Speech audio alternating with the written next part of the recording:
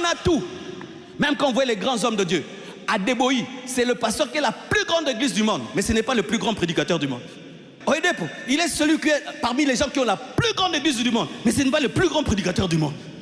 Mais tu vas voir le plus grand prédicateur, il a une église de 100 personnes.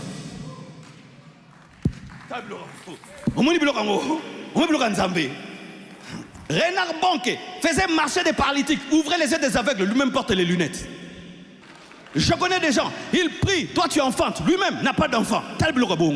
Bill Gates est l'homme le plus beau du monde. Elon Musk est l'homme le plus calme du monde. Donald Trump est le président le plus heureux du monde. Mais il a beaucoup, mais est-ce qu'il a tout? C'est pourquoi des fois tu es étonné que ton domestique est plus heureux que toi. Toi tu lui payes, mais il est plus heureux que toi. Pourquoi? Parce que lui se contente de ce que tu lui donnes. Mais toi ce que tu as, tu n'es pas heureux. Que Dieu te donne le bonheur, que Dieu te donne le bonheur, que Dieu te donne le bonheur, que Dieu te donne la capacité d'être heureux dans le peu que tu as, dans le peu que tu as.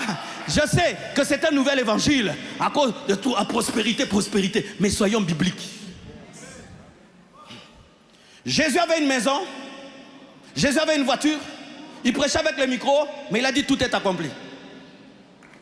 Paul a écrit une lettre sur le manteau. Amenez-moi le manteau. C'est-à-dire qu'il n'en avait pas beaucoup. Mais comment ils pouvaient louer Dieu en prison? Ces hommes avaient placé leur bonheur ailleurs. Nous, nous plaçons le bonheur dans ce que nous aurons. Eux, ils étaient dans le présent. Et leur présent n'était pas d'abord les acquisitions. Acquisition, c'était Dieu. Mais qu'on a destiné le français bien. Acquisition, c'était Dieu.